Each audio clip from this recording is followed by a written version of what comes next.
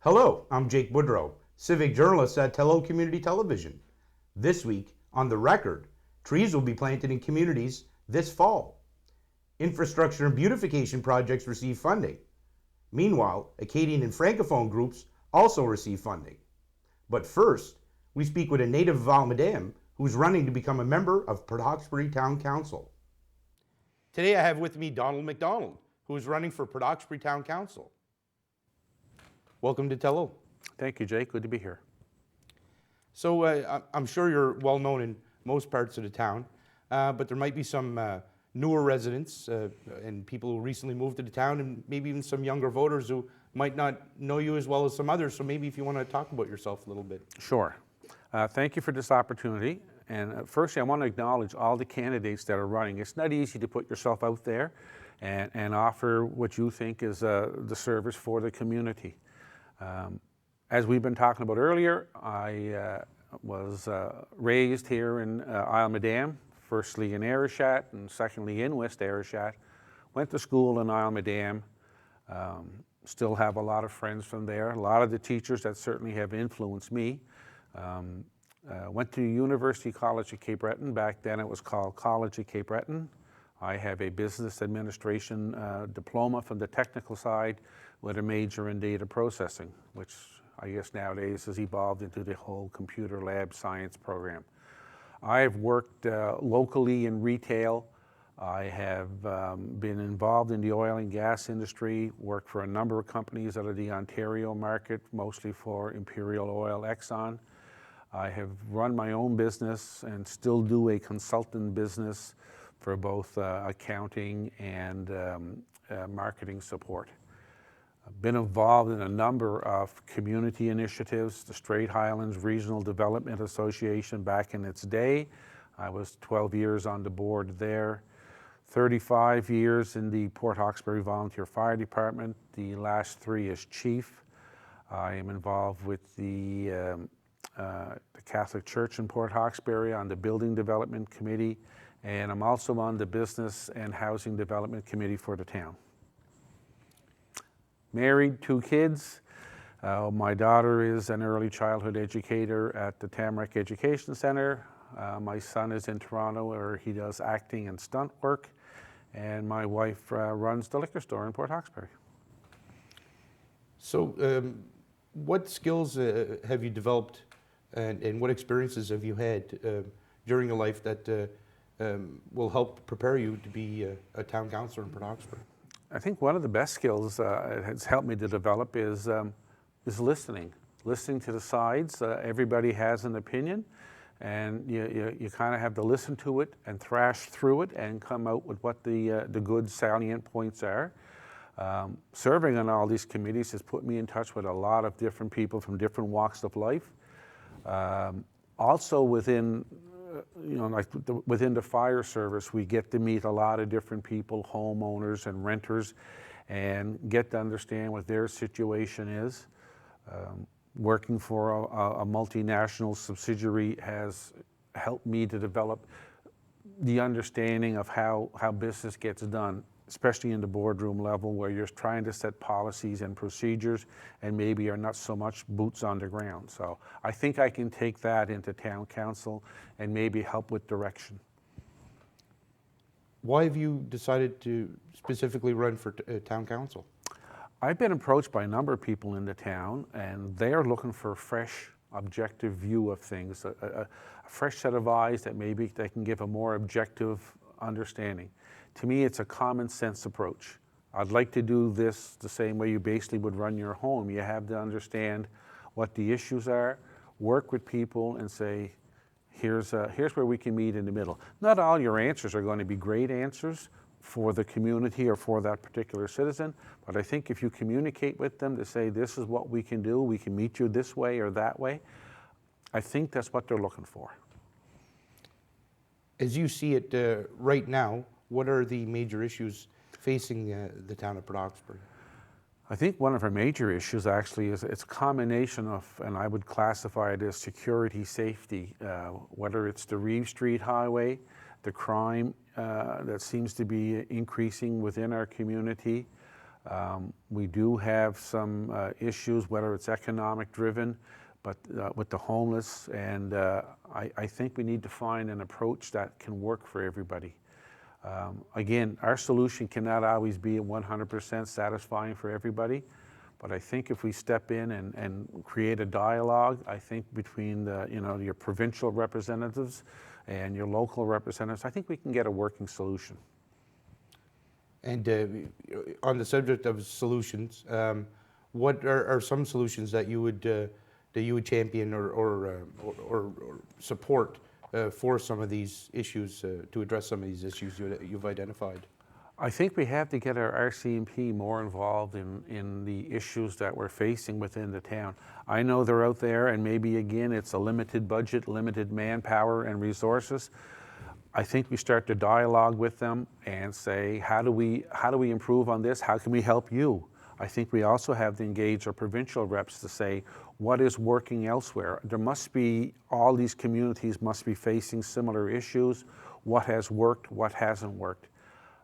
Communication. I think it's a great thing to find out what's going on elsewhere and seeing how we can apply it. If you are elected, what are some of your priorities that you'd like to achieve? Like, what are the goals that you'd like to set and meet in your first 4 years, in your first term? I'd like to see us have this Reeve Street issue settled with the converting it from the 4-lane highway. And I know the DOT has proposed a number of solutions. I want to be at that table to work through them. Then we need to communicate this back out to the citizens. Again, I'd like to see us work on the safety, security issue of the town, be it on emergency response. We're all seeing some changes coming within communities. I think my experience in the fire department can bring a lot of solutions to the table. Since this will be the first entirely electronic election held in Port Hawkesbury, and there's also going to be a plebiscite on the alignment of Reeve Street, whether it should remain as is or go back to a 4-lane configuration. Do you anticipate any problems in the election, or do you anticipate that things will run smoothly or as expected? I expect it to run smoothly. I believe it is a hybrid process again this time, that we can we'll go with the younger generation, knows a little bit more about voting online and using the computer process, and the older generation may be more paper oriented. I don't anticipate there being any issues. The people that are running, we're not enemies. We see each other and we can wave to each other and talk to each other. I don't expect there to be any log jams where people are going to come away unsatisfied. So you announced not too long ago that you're running for town council. So and the election is going to be on October 19th. So how have you been spending your time on the campaign trail, and what do you have planned as part of your campaign for the coming weeks? Right. So far, I'm not planning to do the door-to-door canvassing. I'm getting some material already at this point. I'd like to start this after the Labor Day weekend, give everybody a chance to get kids back in university. You got kids back in your high school and junior high. I'm planning to do the door-to-door canvassing, having some signs go up. I am promoting the social media aspect between the Facebook, Instagram, YouTube, if and when this process is ready, and basically talking with people on the street. It's a small town. We kind of see each other in various events, so that's kind of the method I'm going to be using. Well, that's great, Donald. I appreciate you coming down, traveling to Arishat, and taking time out of your busy day and answering my questions. Thank you. It's not a travel. I get to come back home and look at unfortunately, most of the people I've grown up with and stuff have moved away and stuff, but I still like looking at the community and going, oh, I played ball over here. Oh, I skated on that pond. I know we can't go back to the Mayberry days, but I think we can bring some of that common sense approach back to our community. Trees will be planted in local communities. The Department of Natural Resources and Renewables said the local projects are among 23 around the province that have been approved to date. In total, more than 570,000 trees will be planted this fall, with about $974,000 in funding, the province noted. The first 23 Thriving Forests project include Potlotek First Nation and the Strait Area Trails Association in Inverness County. Veronica Bernard, organizer of the Forest of Hope in Potlotek, said her community is grateful to be part of the Thriving Forests program and for the commitment to further enhance their existing Forest of Hope trail in the community. This October, Bernard said 1,000 trees will be planted during the Forest of Hope event, which will include 250 each of red spruce, white pine, red maple, and red oak, which for the Mi'kmaq is a symbol of rebirth and regrowth. Kent Smith, Acting Minister of Natural Resources and Renewables, said the province is committed to planting 21 million trees in Nova Scotia as part of a national effort to support biodiversity, carbon capture, and quality of life in Nova Scotian communities. Smith said this work also supports ecological forestry and green jobs to boost the rural economy. Along with their federal partners, Smith said his government is funding tree planting projects across the province. Jonathan Wilkinson, Federal Minister of Energy and Natural Resources, said trees are essential. They clean the air, and the shade they provide makes urban spaces more enjoyable. They give new habitats for wildlife, and they help adapt to the changing climate. Wilkinson said the funding plays an important role in bringing these benefits to Nova Scotians and will help achieve his government's goal of planting 2 billion trees over the next decade. Wilkinson said this project shows how collaborative work between federal and provincial governments can ensure that the right tree is planted at the right place at the right time for the benefit of all Canadians. The Clean Foundation is running the Thriving Forest program on behalf of the province. The Department of Natural Resources and Renewables said it's open to governments, not-for-profit organizations, businesses, and Indigenous organizations and communities. Private landowners with about 2 hectares of land are also eligible, the province said. Scott Skinner, President and CEO of the Clean Foundation, said the public knows how vital a role healthy forest ecosystems play in tackling climate change. Skinner said the team at Clean Foundation has been working hard with landowners, local seed suppliers, and forestry professionals across Nova Scotia to ensure the right trees are planted in the right spaces. He said they are looking forward to getting the first seedlings into the ground this fall. Planting 21 million trees is a commitment in Our Climate, Our Future, Nova Scotia's climate change plan for clean growth, the department said, noting that the plan aims to create a cleaner, healthier, and more sustainable future for all Nova Scotians.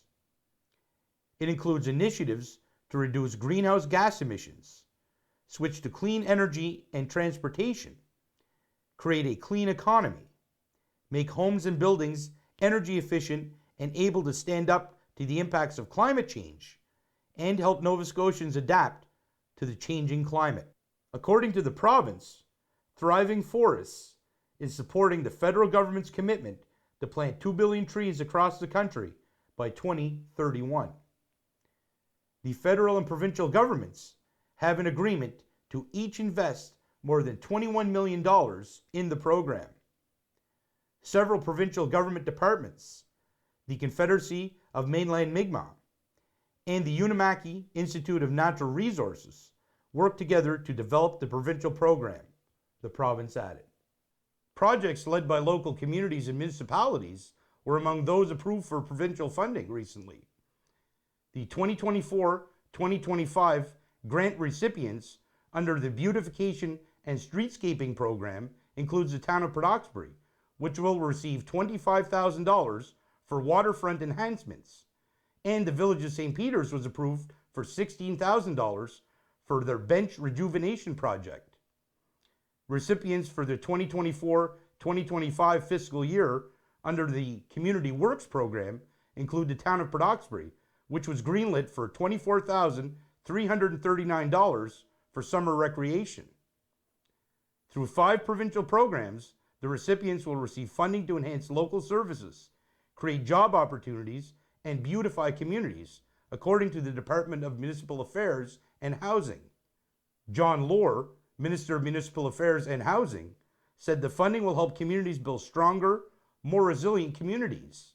The minister said these initiatives are vital to the ongoing prosperity of the province. The province said it is investing more than $2.3 million.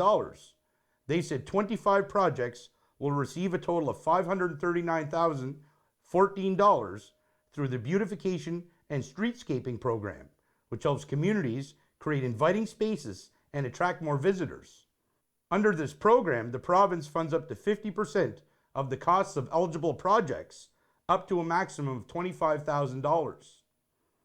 The province said 12 projects will receive $230,504 under the Community Works program, which creates job opportunities for youth and unemployed people to gain skills and experience in their fields. According to the province, 4 projects will share a combined investment of $232,309 through the Flood Risk Infrastructure Investment Program, which promotes investment in infrastructure needed to protect communities from flooding. They said the program funds up to 50% of eligible costs for each project. The province confirmed that 5 projects were funded under the Municipal Innovation Program, which funds up to 75% of regional cooperation projects to support the long-term sustainability of local governments. A combined $382,495 was handed out, the province noted. The province said 16 projects under the Provincial Capital Assistance Program will receive $950,128. They said the program contributes up to 50% of project costs toward priority municipal infrastructure projects, including water and wastewater infrastructure assessments, updates to stormwater systems, and water treatment plant upgrades. The province added that all 5 of these provincial programs are application-based. Organizations supporting and promoting the Acadian culture were provided with provincial funding recently. Centre communautaire culturel La Picasse in Petit de Grat was approved for $2,000 to organize activities related to Acadian Heritage Month 2024 celebrations.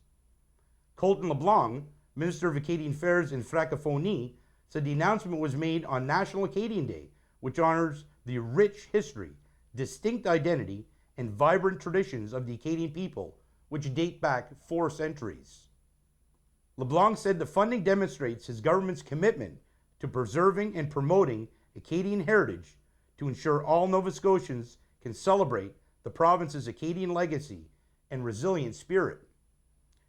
Le Conseil Jeunesse Provincial de la Nouvelle-Écosse, which is committed to advocating for Acadian and French-speaking youth, received over $19,000 to help youth experience the Congrès Mondial 2024. Other people and organizations receiving provincial grants include the Fédération des Parents Acadiens de la Nouvelle-Écosse, which was greenlit for over $10,000 for its 40th anniversary celebrations. Conseil de Développement Économique de la Nouvelle-Écosse was approved for $10,000 to create an action plan for marketing Acadian tourism. Association Les Voix d'Acadie will receive over $5,000 to participate in the Congrès Mondial Acadien 2024. The province added that the grants are part of a series of announcements taking place across the province. Thank you for watching. Please tune in again to find out what we will be talking about on The Record.